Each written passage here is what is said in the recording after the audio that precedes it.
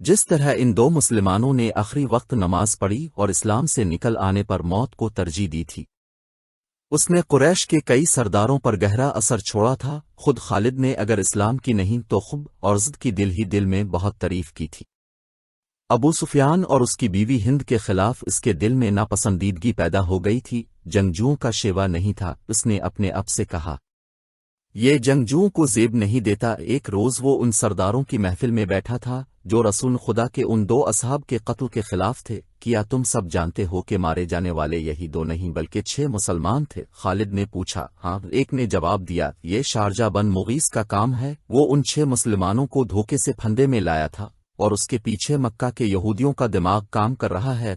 خالد نے کہا، اور اس میں یوحوا ہودن نے 2-3 اور یہودی لڑکیاں ساتھ لے جا کر اپنے اور ان کے حسن کا جادو چلایا۔ یوحوا جادوگرنی ہے۔ ایک سردار نے کہا کہ بھائی کو بھائی کے ہاتھوں ذبح کرا سکتی، کیا یہ خطرہ نہیں کہ یہودی ہمیں بھی ایک دوسرے کا دشمن بنا دیں گے؟ کسی اور سردار نے کہا، نہیں۔ ایک بوڑھا سردار بولا، وہ محمد کے اتنے ہی دشمن ہیں جتنے ہم۔ یہودیوں کا مفاد اس میں ہے کہ وہ ہمارے اور مسلمانوں کے درمیان دشمنی اتنی پکی اور اتنی شدید کر دیں کہ ہم مسلمانوں کا نام و نشان مٹا دیں۔ ہمیں یہودیوں پر شک نہیں کرنا چاہیے۔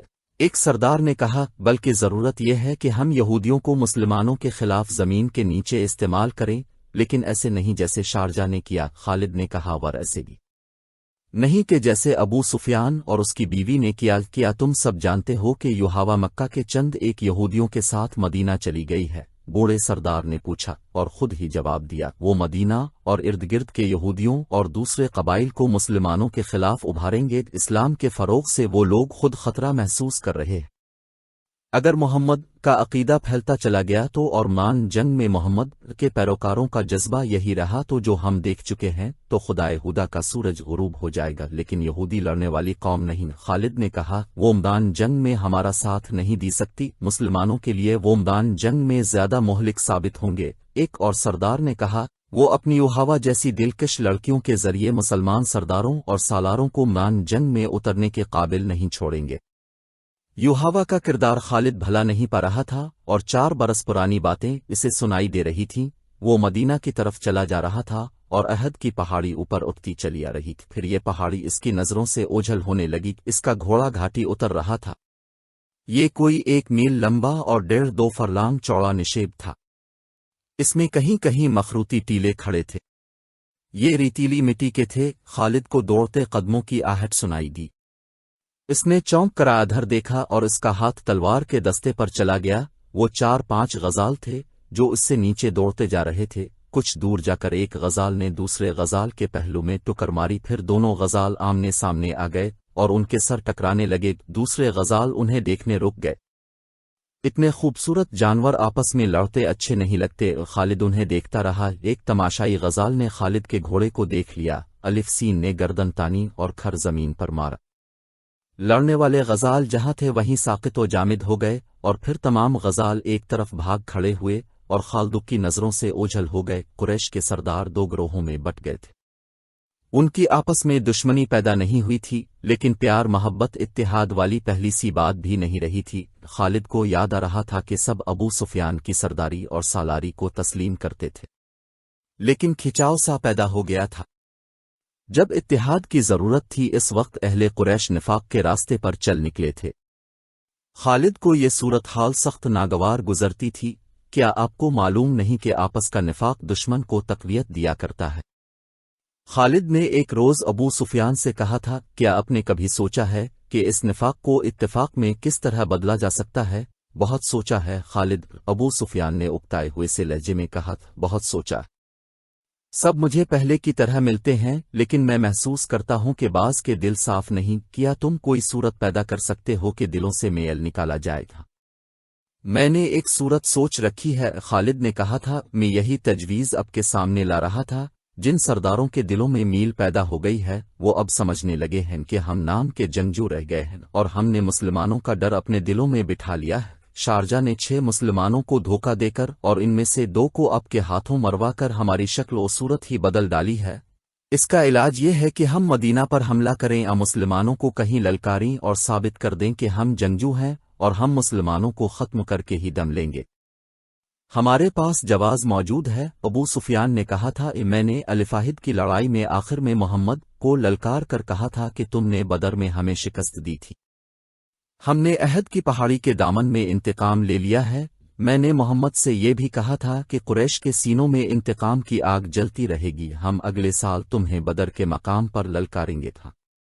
مجھے یاد ہے خالد نے کہا، ادھر سے عمر کی آواز آئی تھی، اس نے کہا تھا کہ ہمارے اللہ نے چاہا تو ہماری اگلی ملاقات بدر کے میدان میں ہی ہوگی۔ آواز تو عمر کی تھی، الفاظ محمد کے تھے۔ ابو سفیان نے کہا، محمد بہت زخمی تھا، وہ اونچی آواز میں بول نہیں سکتا تھا۔ میں محمد کو پیغام بھیجتا ہوں کہ فلاں دن بدر کے میدان میں آ جاؤ اور اپنے انجام کو پہنچو۔ دونوں نے ایک دن مقرر کر لیا اور فیصلہ کیا کہ کسی یہودی کو مدینہ بھیجا جائے۔ دوسرے ہی دن ابو سفیان نے قریش کے تمام سرداروں کو اپنے ہاں بلایا اور بڑے جوش و خروش کے ساتھ اعلان کیا کہ وہ مسلمانوں کو بدر کے میدان میں للکار رہا ہے۔ قریش یہی خبر سننے کے منتظر تھے، انہیں اپنے عزیزوں کے خون کا انتقام لینا تھا۔ ان کے دلوں میں رسول الف کی نفرت بارود کی طرح بھری ہوئی تھی جو ایک چنگاری کی منتظر تھی۔ وہ کہتے تھے کہ محمد نے باپ بیٹے کو اور بھائی بھائی کو ایک دوسرے کا دشمن بنا دیا ہے۔ ابو سفیان کے اس اعلان نے سب کے دل صاف کر دیے اور وہ جنگی تیاریوں کی باتیں کرنے لگے۔ ایک دانشمند یہودی کو پیغام دیا گیا کہ وہ مدینہ جا کر نبی کرم کو دے کر جواب لے آئے۔ خالد کو یاد آ رہا تھا کہ وہ اس روز کس قدر مطمئن اور مسرور تھا۔ قریش کے سرداروں کے دلوں میں جو تقدر پیدا ہو گیا تھا وہ صاف ہو گیا تھا۔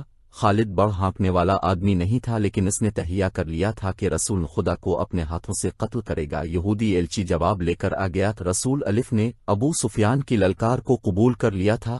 لڑائی کا جو دن مقرر ہوا وہ مارچ 626 کا ایک دن تھا، لیکن ہوا یوں کہ سردیوں کے موسم میں جتنی بارش ہوا کرتی تھی اس سے بہت کم ہوئی۔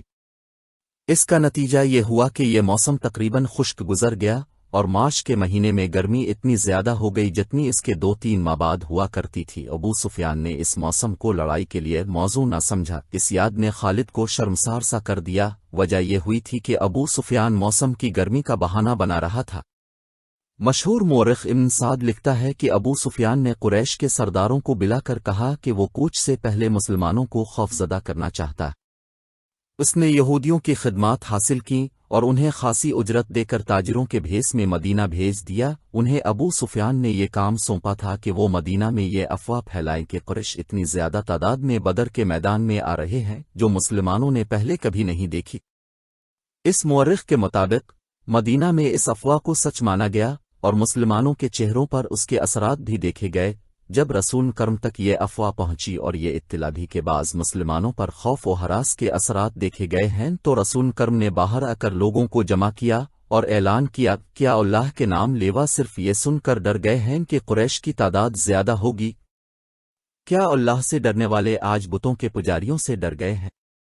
اگر تم قریش سے اس قدر ڈر گئے ہو کہ ان کی للکار پر تم منہ موڑ گئے ہو تو مجھے قسم ہے خدائے ذوالجلال کی جس نے مجھے رسالت کی ذمہ داری سونپی ہے، میں بدر کے میدان میں اکیلا جاؤں گا۔ رسول خدا کچھ اور بھی کہنا چاہتے تھے، لیکن رسالت میب کے شیدائیوں نے نعروں سے آسمان کو ہلا ڈالا۔ یہ سراغ نہ مل سکا کہ افواہ کس نے اڑائی تھی، لیکن رسول اللہ کی پکار پر قریش کی پھیلائی ہوئی افواہ کے اثرات زائل ہو گئے اور مسلمان جنگی تیاریوں میں مصروف ہو گئے۔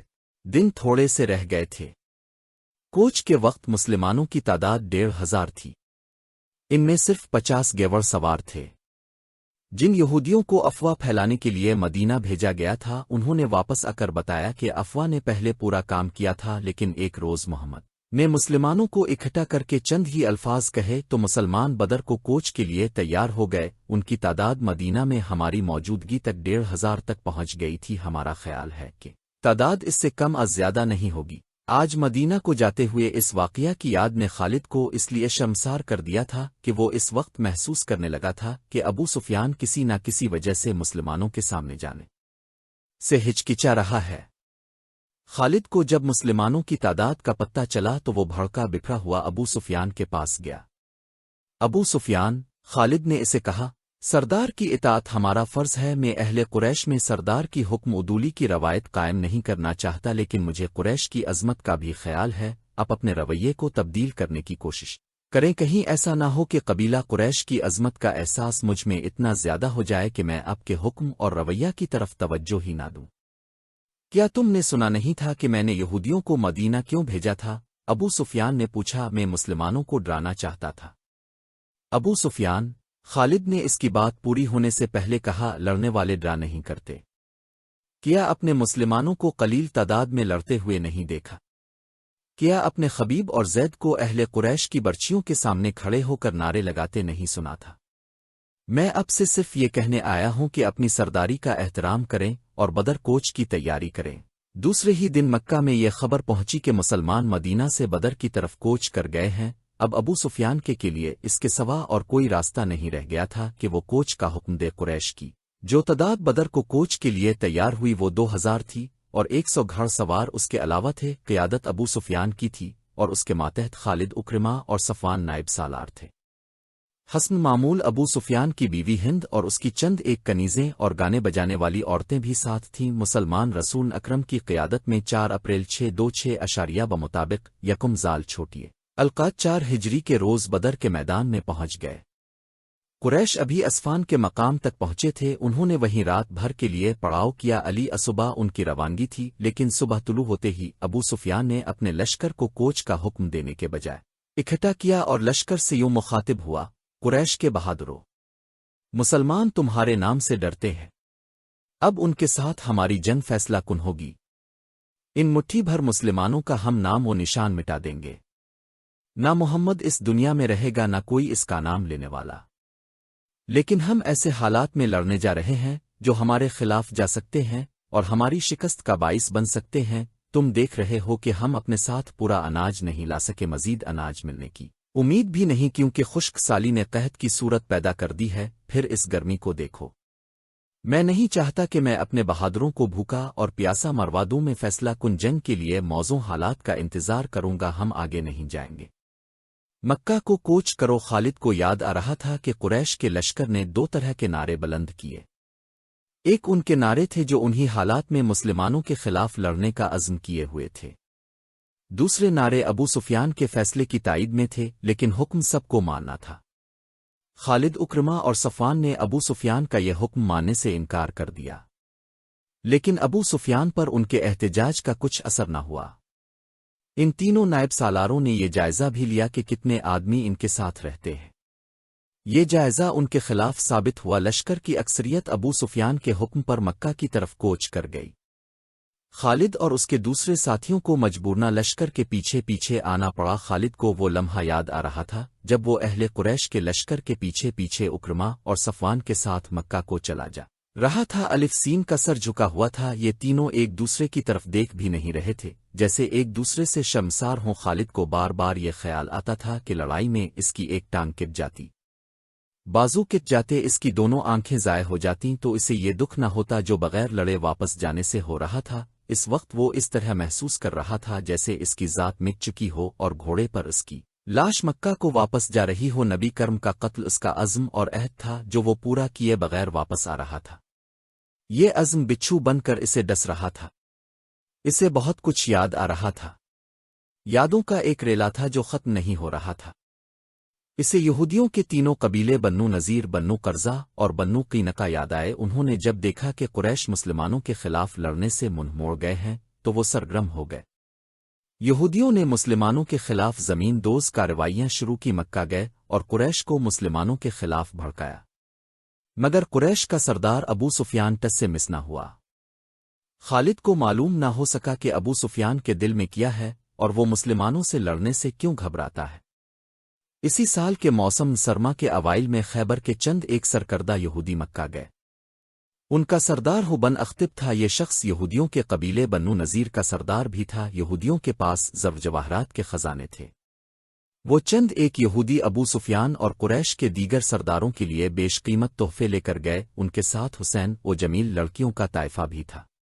مکہ میں یہ یہودی ابو سفیان سے ملے، اسے تحفے پیش کیے اور رات کو اپنے طائفہ کا رقص بھی دکھایا۔ اس کے بعد ہو بن اختب نے ابو سفیان سے خالد، اکرمہ اور صفوان کی موجودگی میں کہا کہ انہوں نے مسلمانوں کو ختم نہ کیا اور ان کے بڑھتے ہوئے قدم نہ روکے تو وہ یمامہ تک پہنچ جائیں گے۔ اگر وہ اس میں کامیاب ہو گئے تو قریش کے لیے وہ تجارتی راستہ ہمیشہ کے لیے بند ہو جائے گا جو بحرین اور عراق کی طرف جاتا ہے۔ قریش کے لیے یہ راستہ شارگ کی حیثیت رکھتا تھا۔ اگر آپ ہمارا ساتھ دیں، وہ بن اختب نے کہا، تو ہم مسلمانوں کے خلاف خفیہ کارروائیاں شروع کر دیں گے۔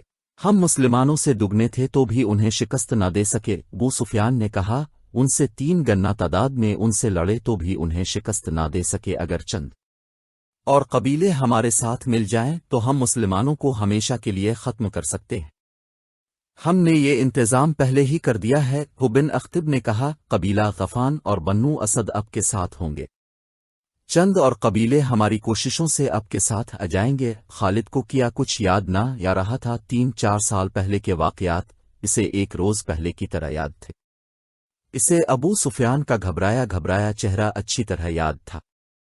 خالد جانتا تھا کہ یہودی الف حلن قریش کو مسلمانوں کے خلاف صرف اس لیے بھڑکا رہے ہیں کہ یہودیوں کا اپنا مذہب اسلام کے مقابلے میں خطرے میں آ گیا تھا، لیکن انہوں نے ابو سفیان کو ایسی تصویر دکھائی تھی جس میں اسے مسلمانوں کے ہاتھوں تباہی نظر آ رہی تھی۔ دوسری طرف خالد، اکرمہ اور صفوان بن امیہ نے ابو سفیان کو سر اٹھانے کے قابل نہیں چھوڑا تھا۔ ہم آپ کو اپنا سردار تسلیم کرتے ہیں، لیکن آپ یہ تسلیم کریں کہ اب بزدل ہیں۔ اگر مسلمان موسم کی خرابی اور قحط میں لڑنے کے لیے آ گئے تھے تو ہم بھی لڑ سکتے تھے۔ آپ نے جھوٹ بولام کر ہمیں دھوکہ دیا۔ ابو سفیان بزدل ہے۔ ابو سفیان نے پورے قبیلے کو بزدل بنا دیا ہے۔ اب محمد کے چیلے ہمارے سر پر کودیں گے، اور ایسی بہت سی طنز اور غصے میں بھری ہوئی آوازیں مکہ کے گلی کوچوں میں گشت کرتی رہتی تھیں۔ ان آوازوں کے پیچھے یہودیوں کا دماغ بھی کام کر رہا تھا، لیکن اہل قریش کی غیرت اور ان کا جذبہ انتقام انہیں چین سے بیٹھنے نہیں دیتا تھا۔ ابو سفیان اس حال تک پہنچ گیا کہ اس نے باہر نکلنا ہی چھوڑ دیا۔ خالد کو وہ دن یاد آیا جب اسے ابو سفیان نے اپنے گھر بلایا تھا۔ خالد کے دل میں ابو سفیان کا وہ احترام نہیں رہ گیا تھا جو کبھی ہوا کرتا تھا۔ وہ بادل نخواستہ صرف اس لیے چلا گیا کہ ابی سفیان اس کے قبیلے کا سردار ہے۔ وہ ابو سفیان کے گھر گیا تو وہاں اکرمہ اور صفوان بھی بیٹھے ہوئے تھے۔ خالد، ابو سفیان نے کہا، میں نے مدینہ پر حملہ کا فیصلہ کر لیا ہے۔ خالد کو ایسا محسوس ہوا جیسے اس نے غلط سنا ہو۔ اس نے اکرمہ اور صفوان کی طرف دیکھا، ان دونوں کے ہونٹوں پہ مسکراہٹ آ گئی۔ ہاں خالد، ابو سفیان نے کہا، جس قدر جلدی ہو سکے لوگوں کو مدینہ پر حملہ کے لیے تیار کر لو۔